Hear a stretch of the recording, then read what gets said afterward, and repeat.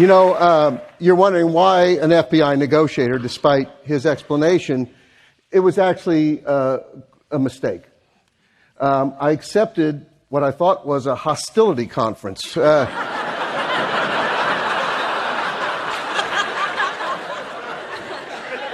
hearing goes when you get older, so... In my career, I also had clients I worked with, like many of you in this industry. And your clients come to interact with you and expect a certain sort of a pleasurable outcome. My clients kind of looked at it a little differently when we would show up at their house. A little challenging now and again. But I'm a big believer in this concept. My parents gave me to the FBI at an early age. And the FBI raised me. And I started in 1972, and shortly after that, a new concept emerged called hostage negotiations. And it really started up here with NYPD. And being the FBI, we stole it and put a more scientific method and approach to it and expanded it and began to teach it around the world. And it saved countless lives. And it's something I'm very proud to have been involved in, because traditionally in law enforcement, we'd show up to a bank robbery, a jewelry store robbery, and there's somebody in there holding hostages. Because a lot of criminals think they have a lot more time to do what they need to do than they do. And they look out the window, hey, what's with all the lights and sirens? They're trapped. So the first thing they say is, I'm going to kill a hostage unless you give me what I want. Give me a getaway car. I'm going to take the hostages. I want a lot of money. And the police used to show up and say, hey, come on out of there. This is New York. And the bad guy was saying, no. And the cop said, maybe you didn't hear what I said. I said, come out. I heard you and I'm not doing it. And we'd go in and kill them. Or they would kill us, or we'd kill hostages, or there'd be all kind of bad outcomes. And somebody up here said, well, maybe we should think about slowing things down a little bit, containing the situation and opening a dialogue.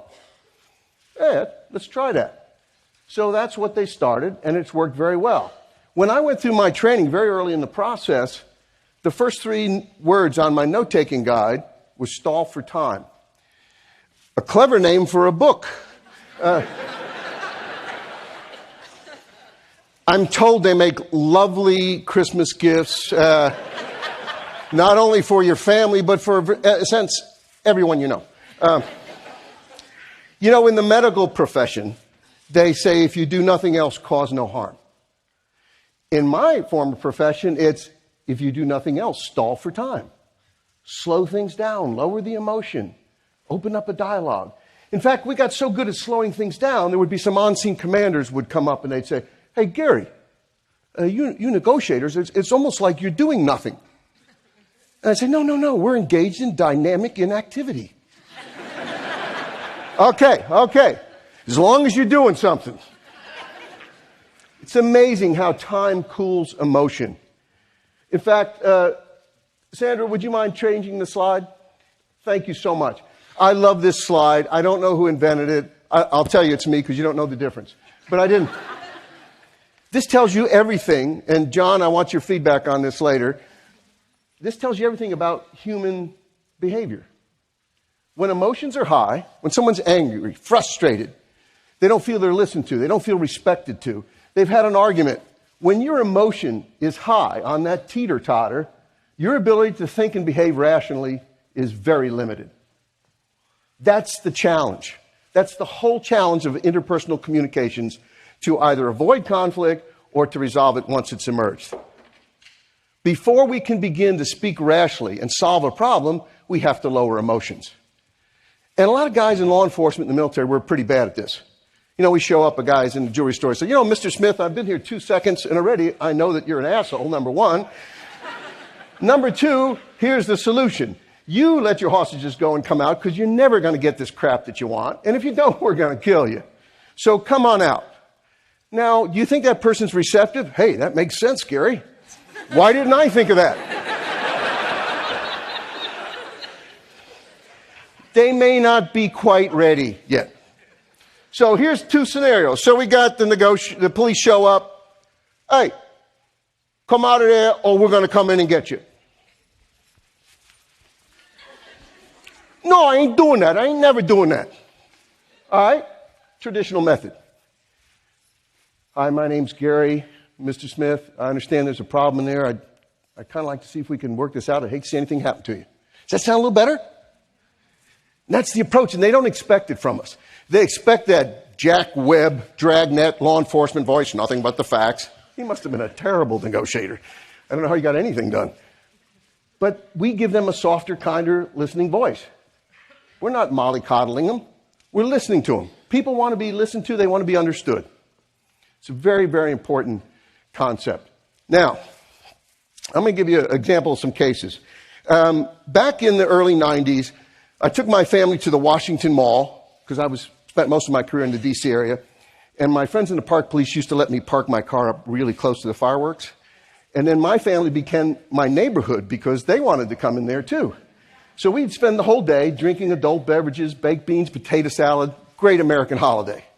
And I'd had a couple drinks and was feeling really patriotic. And and my beeper goes off. Some of you don't remember. We used to have things called beepers. And I saw the area code was South Carolina. So I said, hello. And it's one of my hostage negotiators from South Carolina. He's on his way to Charleston Harbor, where a guy with a rifle has taken over the USS Yorktown, a decommissioned aircraft carrier. And he's fired off some rounds, and apparently that has upset some people. So, in my state of brilliant thinking, I said, well, Mike, that was my guy's name. I said, Mike, it's a very symbolic day. It's a very symbolic venue, this ship. I'm thinking we're dealing with a disgruntled veteran. So you drive over there, get together with the police, and listen to this man and use active listening skills, and I'm sure this will all work out fine. It's been going on for a while. He hasn't killed anybody yet. That's my wisdom. Call me back when you get to the command post, find out more information, and I will share more of my wisdom with you. Honey, another beer. And a chicken wing. Yeah, that's good. So I go back to what I'm doing. 45 minutes later, beeper again. I call up. Of course, cell phone's back. So I call on the cell phone. The guy says, hello. I said, hi, this is Gary Noesner with the FBI in Washington. Is Mike Duke there? It's my guy. No, there's no Mike Duke here. I said, well, is this the command post? No, it's not. I said, is this the negotiation room? No, it's not. And the guy says to me, he says, well, who'd you say you were again? I said, I'm Gary Noesner. I'm the chief negotiator with the FBI calling from Washington. He says, I guess I'm in more trouble than I thought. Now, in my business, that's what we call a clue. So I said, say, you don't have to be the guy with a gun, are you? Yes, I am. How's it going? I've had better days. What's your name? It's Jim. So here I am, 300 miles away, negotiating after having a couple beers, a lot of potato salad, by the way, and I'm talking to Jim. And sure enough, Jim is a veteran who is drug dependent, alcohol dependent, been in and out of the VA, didn't get the services he needed. And what do you think Jim was doing in that aircraft carrier that day? He hadn't shot anybody, but he discharged his weapon. He wanted somebody to listen to him. He wanted to be heard. Nobody's paying attention to me. So I talked to him for a while. As soon as I could, after a while, I got myself extricated from that phone call, but not before something very funny happened. So while I'm on the phone with Jim, trying to calm him down, saying, Jim, nobody there wants to hurt you. You need to talk to the police there, but I can guarantee you everybody's there to try to help you. Help you. We want to make sure you get the services and support you need. He said, what's that sound? I hear a sound. I said, Jim, I don't know. I'm not there. But I guarantee you nobody's going to try to come up and get you. Okay. He said, let me go check. While he's doing that, the beeper goes off with another phone number. Now, I'm going to call that number and rip the head off my negotiator who has given me Jim's number.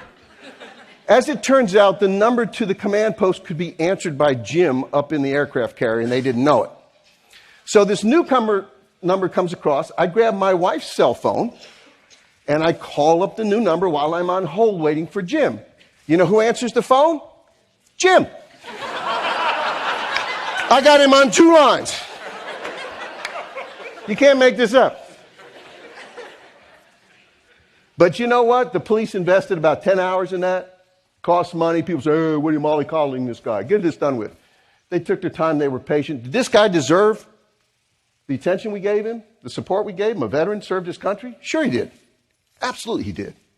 So instead of being aggressive and dictating what we wanted him to do and coming across as aggressive, we came across as caring and concerned and interested in him. I think that's a good thing. I think that's a real positive thing.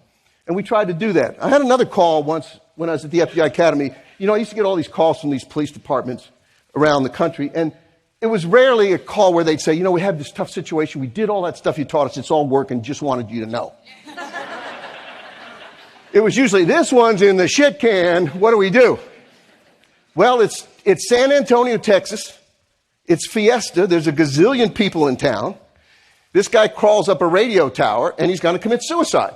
And the police all show up, lights, siren, cars, the whole 9 yards. And he's threatening to jump, and they call me. What do we do? And I said, well, what does he want? He said, he wants some cigarettes. I said, did you give him the cigarettes? No, what do we get in return? I said, I don't know, maybe you'll cut off a leg and throw it down. I mean, what are you looking for? I mean, it's not a bargaining situation. He's in crisis. He needs intervention. You know, when somebody robs a bank, they say, I want money. And we make them bargain for it. They think they have more power than they do. They really don't. And they're ultimately left with the decision to surrender or possibly get injured or killed. Those are easy, believe it or not, hostage situations. It's the crisis ones where a guy's holding his girlfriend, holding his own children, and threatening to harm them. Those are the most challenging. Sandra, could you switch slides, please? What we have to do, and I believe this applies in your life as well as it did mine, what we're trying to achieve is that upper step, cooperation. We want cooperation in life from our family, from our friends, from our coworkers, from vendors you're working with, you name it. To get there, we have to exert some influence. To exert influence, we have to have some of that French stuff called rapport. That rapport is really good stuff. You want a whole bunch of that rapport.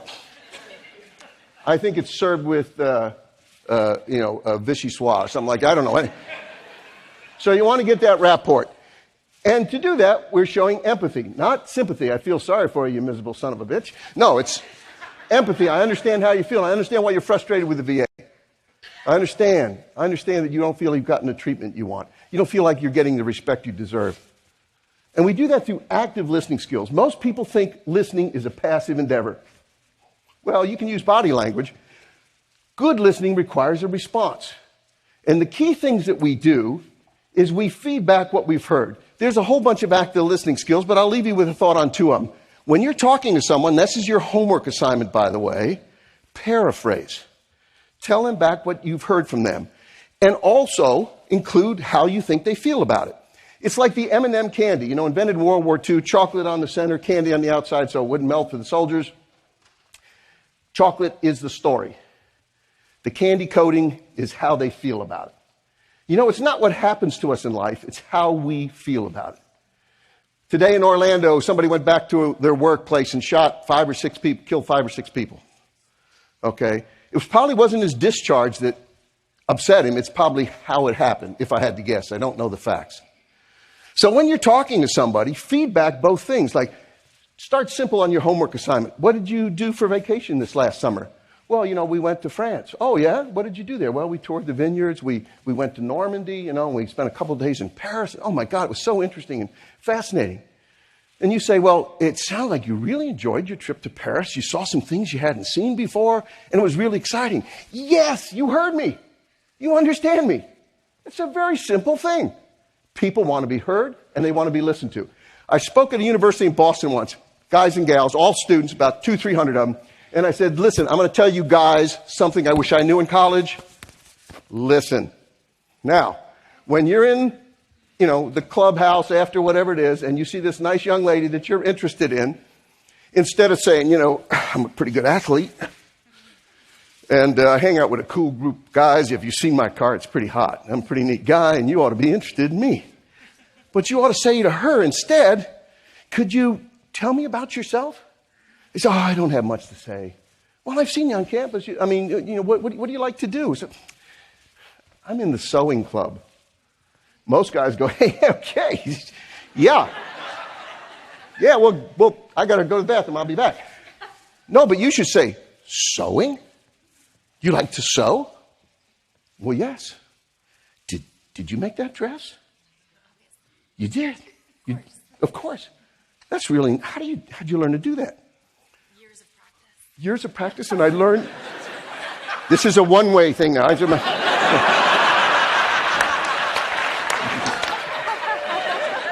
And she says, I learned from my Nana.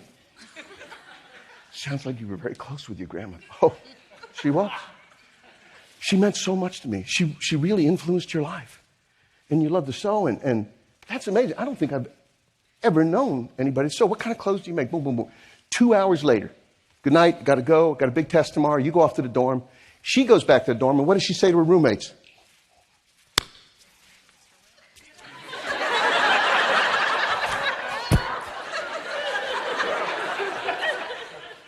I found him. It's Mr. Right. It's Mr. Right. God, I wish I'd known that back then. Anyway, so how we talk to people, we show respect. And we take turns, and people want to talk to you. But listen to them. I have a favorite game I play when I'm traveling and I'm giving a presentation somewhere. I was in Memphis the year before last. And I don't like room service, and I don't like to sit in the restaurant by myself, so I go to the bar. You know, I like to promote bartenders. So I'm in the bar having a steak and a Jack Daniels, and I wait for my target du jour. That's whoever's going to sit next to me. Old, young, male, female, I don't care. Not the way you think. Anyway, so I'm practicing my skills. I'm not that flexible. Anyway. So, I'm glad I'm retired. Anyway, there'll be letters flying in. Mr. Hoover, did you know that your agent said... anyway. So, this guy comes walking up to the bar, and he's got surgical scrubs on. And he's look, a very busy guy, very important guy. And he walks in there. Oh, I need a martini. I need a martini. You know, I stand like this, and I said, well, sit down, sir. How you doing? And he sits down, and he's waiting for his martini to be made. I said, excuse me for asking. I said, are you a doctor? He said, no, I'm not a doctor. I said, well, I noticed you're in surgical scrubs. He said, I'm a medical device salesman. Oh, wow. What kind of medical devices? Artificial knees, artificial hips, artificial shoulders. And I said, well, how come you're dressed in medical scrubs? He said, I was in surgery showing the doctors how to use this. That was my hook. So you teach doctors? And he like, well, yes, I do. Wow, how did you learn to do that? An hour and a half later, his name was Jim. His wife's name was Robin. His kids were Bob and Mary and Alice. I know where he went to school. I know where he lived. I knew everything about this guy. Everything about this guy, because I just kept asking him questions. And finally, I said, okay, game over. I'm tired. I'm going to bed. And I said, hey, Jim, it's great talking to you. I got to go to bed. He said, what was your name again? I said, I'm Gary Noesner. He said, where do you work? I said, I'm retired. I was the chief hostage negotiator for the FBI, but you have a good night. And I walked away. And I kind of thinking he was saying, maybe I could have learned a thing or two or heard a good story. But we all need to do that. Put ourselves in another frame of reference. And remember, though, none of this works at home. I mean,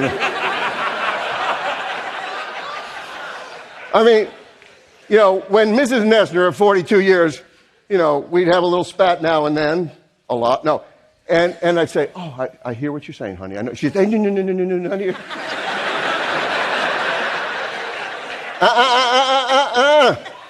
Don't even try that, Scooter.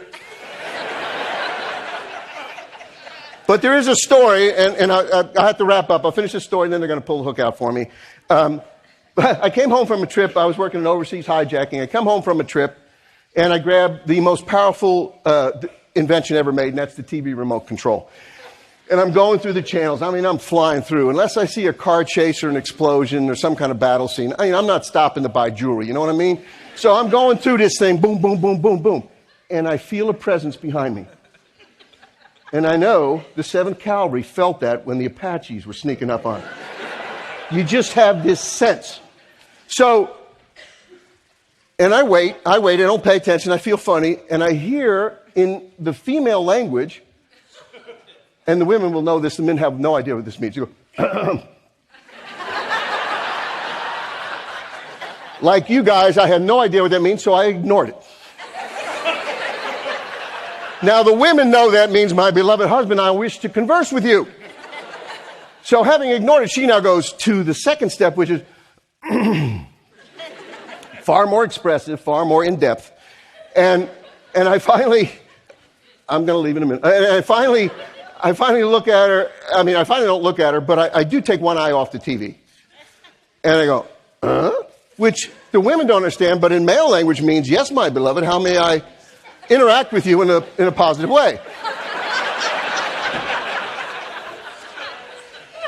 And she says, the thing I least wanted to hear, I can't believe he did it. Oh, I can't just go grunt on that one. Now I got to say, did what? It's my boss. It's the third Friday in a row you made me work late.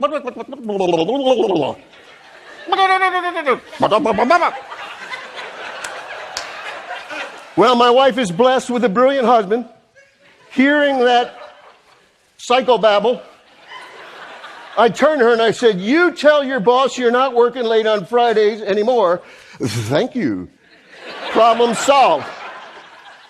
Identified a problem, I solved the problem, and I moved on to the next one. Honey, would you get me a beer, please? You're closer to the refrigerator than I am. I don't want to have to get up. Somehow that did not seem to satisfy her needs. She gets on the phone for an hour with her friend, and her friend says, oh, that must have made you feel so bad. I used to have a boss like that too. I said, honey, when are we going to eat?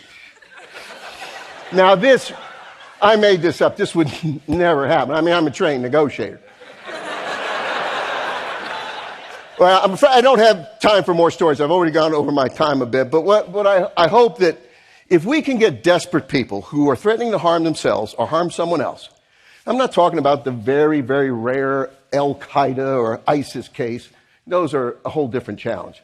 But in most of the situations police respond to, if we can get desperate people through patience and calm communication to cooperate with us, to put their weapons down, to let their hostage go, to come out without harming themselves or someone out, then surely this will work with an irate customer, an angry employee, or whatever your circumstance. Take your time. If you can't control your own emotion, how can you expect to control someone else's, right? So keep your emotions in check. And the final word, how you say something is more important than what you say. Every hostage case I ever worked, I had a habit of asking the people, what did I say that made you come out? They all said the same exact thing. I don't remember what you said, but I like the way you said it.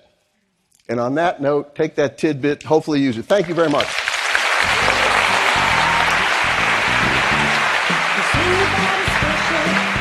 Today.